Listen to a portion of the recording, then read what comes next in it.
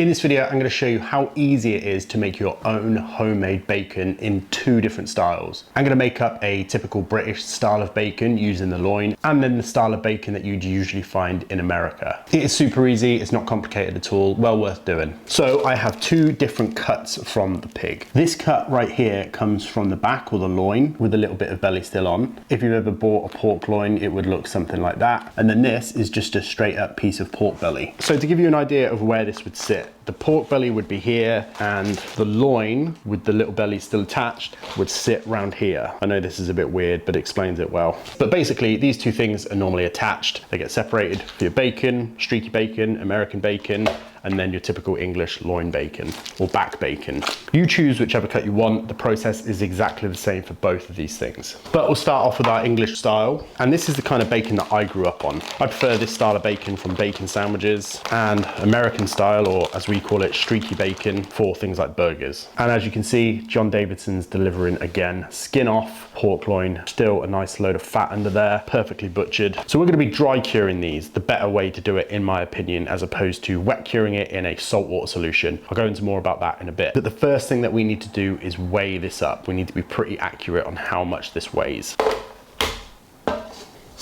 So this is weighing in at 2,106 grams. And now we've got the weight of our meat, we'll know exactly how much salt, sugar, and curing powder we'll need to cure this all the way through. So I highly recommend using the calculator in the description. The reason why I like that one is because it works for both EU regulation and US regulation. So definitely use that and select whether you're in the US or the EU. And what I mean by curing salts is Prague powder number 1, Instacure number 1, pink salt, curing salt number 1. This is basically salt with sodium nitrate added. This is the thing that's going to keep the bacon pink rather than turning grey when you cook it. It's the thing that's going to cure the bacon. You can pick this up on Amazon really easily. Definitely worth having around. So I've used my calculator to work out exactly how much I need, and I've got my little accurate scales. And for this cure recipe, I'm going with 2.5% of regular table salt, which works out to be 47.91 grams. Bang on. Then I'm gonna go 1% brown sugar. That works out to be just over 21 grams. And then as for curing salt, the real reason why I got these accurate scales out, I need 5.05 grams. So I've got my salt, sugar, and curing salt. I'm gonna put all of these into a single container. And then the next step is really important. Bring back our pork loin, and then we're gonna shake our salt cure mix all over it. As soon as this is fully covered, we're gonna put this straight into a Ziploc bag or a vacuum sealed bag. But remember that we weighed this out specifically on the weight of this meat. So we need to use all of this to make sure that those calculations were worth doing, which they definitely are. So if you see any of this cure left on the tray, pop it into the bag. So we'll start going over with our cure. I think it definitely helps to try and be even at this point. But ultimately, once this cure is in a vacuum seal, it's going to pull out moisture. That moisture will be then trapped and compressed against the meat itself. So it's pretty unlikely there's going to be any part of this that doesn't get cured. But I think it just makes sense to try and get it even up front. We definitely don't want to leave any of this behind. The next thing we need to do is get this into a Ziploc bag.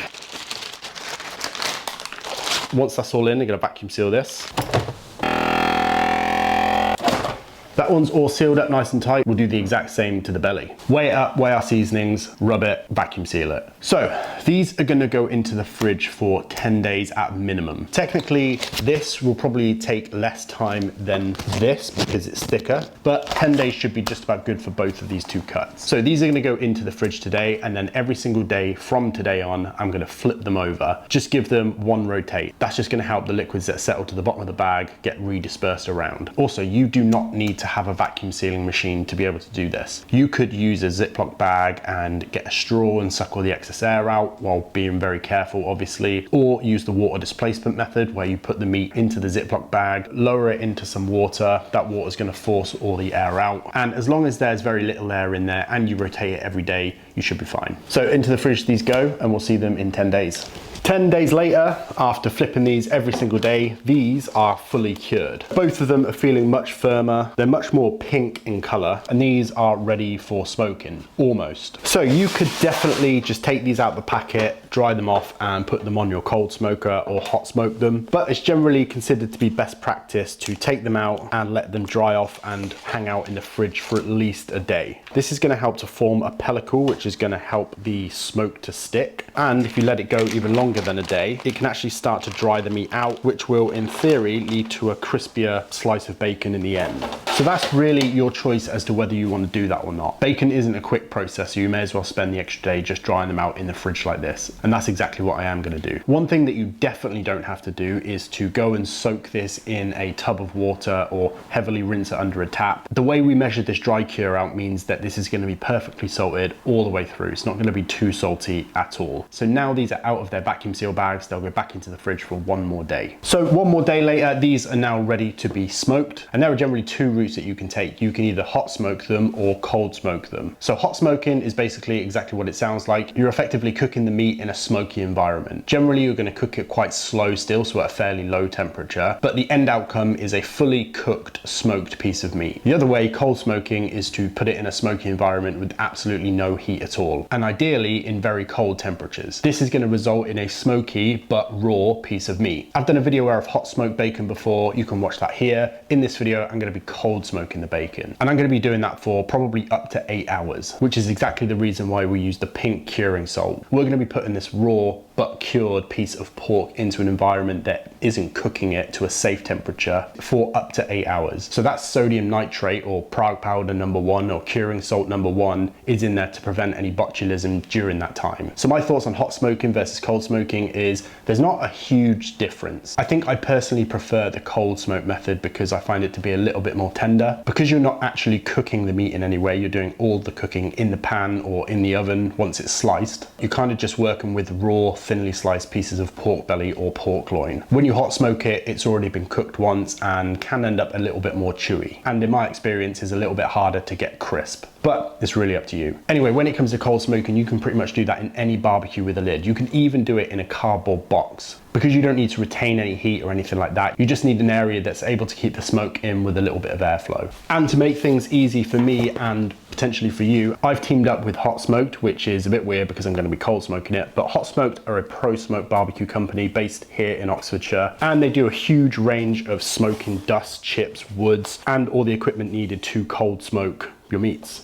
So I'm actually going to be using this kit, which is their basic starter kit or gift pack, and it comes with a little cold smoking maze, which I'll show you how to use in a minute. Perfect for cold smoking, doesn't generate any heat or very, very little heat. A nice selection of different woods. In this box we've got maple, beech and oak, but they do beech, lemon, alder, ash, orange, pear, pimento, manuka, bourbon oak, cabernet oak, chestnut, heather, juniper, mulberry, mesquite, Jack Daniels, hickory, walnut. So yeah, huge amounts of flavors, and they do them in small bags like this for kind of a one-off smoke, or they do them in commercially sized bags. And there'll be a discount code below where you can get 10% off the whole hot smoked range from Pro Smoke Barbecue. So make use of that if you want to get into cold smoking. But yeah, as I say, it's really easy to set up any barbecue for cold smoking, especially if you do have one of these little cold smoke generator mazes. You basically fill this up with your chosen wood dust, and you just put a little tea light in here, light it, and that starts off the chain reaction of burning the wood dust all the way around. The starter kit from Hot Smoked actually comes with a tea light to get you started. That just goes in there like that with a lighter or a little blowtorch, and you're off. So I've got the slightly larger smoking maze here, which I was using to test these recipes, and it's kind of partially filled with some leftover apple wood. So I think I'm going to kick this cook off with some maple wood, maple cured bacon. Surely maple smoked bacon is going to be good. And then we just pour in our maple wood or whatever wood it is that you're using. If you want to do a blend of oak and apple or cherry maple, you could pop our tea light in, put this in our barbecue, light this, and we're ready to go. This is going to produce little to no heat, but a lot of good smoke flavor. So because we need to be smoking in a nice cold environment, I'm actually going to let this smoke overnight. Definitely going to be colder tonight, and I don't actively need to do anything. The cold smoke maze or generator is going to do everything for me. So probably about 10 p.m. tonight, I'm going to take my pork out to the Traeger in this case, going to set them on the top rack, and I actually found this block of unopened cheddar in the fridge. So whilst I'm generating some nice cold smoke, I may as well smoke this block of cheese too. And then I'm going to light my tea light, let that burn for a little bit. It's also really important to note that you need some level of oxygen getting to the cold smoking maze to keep that fire going. So I like to put a tiny little stone just under the door of my Traeger or whatever it is I'm cooking if it doesn't have vents, just to allow a bit of oxygen in there. That's going to make sure that the cold smoking maze burns all night.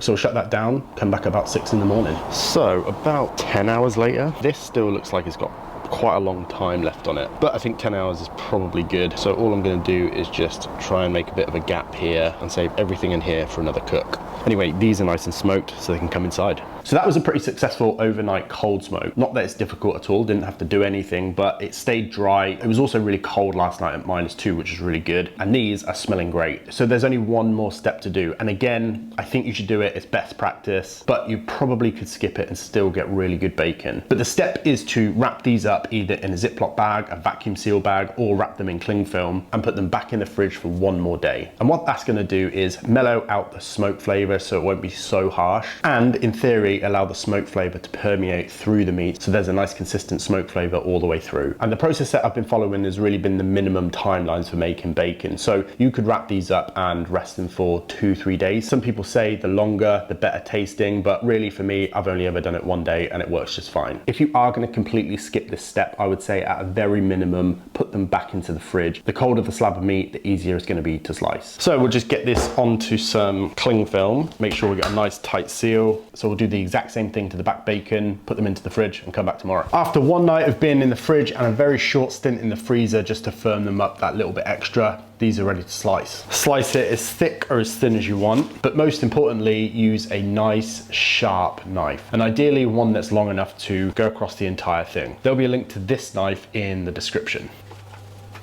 And if you're not comfortable with cutting even slices, you can put a chopping board on top or something flat and just use it as a bit of a guide. But with this nice, sharp, long knife, you can get pretty consistent cuts. And then we have our cured, smoked bacon. So that's pretty much the pork belly shredded up. Looking very good, looking forward to trying this. Time to slice up the back bacon. Some good looking bacon. But how does it taste? Very, very good. Almost subtle, not too strong smoke flavor, perfectly salted. Could not be more perfect in terms of salt. The fat is crispy and rendered. That is a perfect slice of bacon. In terms of the back bacon, also very good, nice and rendered on that belly part. Very, very happy with that. And you'll notice that I cook my back bacon in a pan and my American style or streaky bacon on a sheet tray. It's just how I like it. Anyway, let me show you how to properly make a bacon sandwich. Cheap white bread, maybe supermarket's own, definitely nothing too fancy, and an unhealthy amount of butter on both sides. Crispy bacon. I'd actually normally go 4 slices, but I think if I eat any more bacon, I'm gonna be sick. And then the only sauce appropriate for a bacon sandwich, brown. Anything else is sacrilege. And you've got a very basic but delicious bacon sandwich. Pretty sure I had this every single weekend as a kid. Looking forward to this. So simple, but so good. That's the best bacon sandwich you'll ever have in my opinion. Again, very, very tender, nice and smoky, perfectly salted. That rendered fat is delicious. Homemade bacon, 2 ways, with really high quality meat, no additional water added to it. We dry cured it. It takes a long time, but it's not complicated. Most of the time, you're just waiting around for something to do. So highly recommend giving this a go. And obviously, it's more cost effective. That's a lot of bacon there for about £40 total it cost me. We'll have really good, high quality bacon for quite a while. So if you like that video, please like, comment, subscribe, do all those things. It really, really does help me out. And remember to save yourself some money by using the Hot Smoke discount code below. Get 10% off the entire Hot Smoked range over at ProSmoke. And thanks very much to my members for supporting me month in, month out, in addition to watching the videos, commenting, liking, doing all that kind of stuff. I appreciate you a huge amount. So as always, I'll see you next week for another video.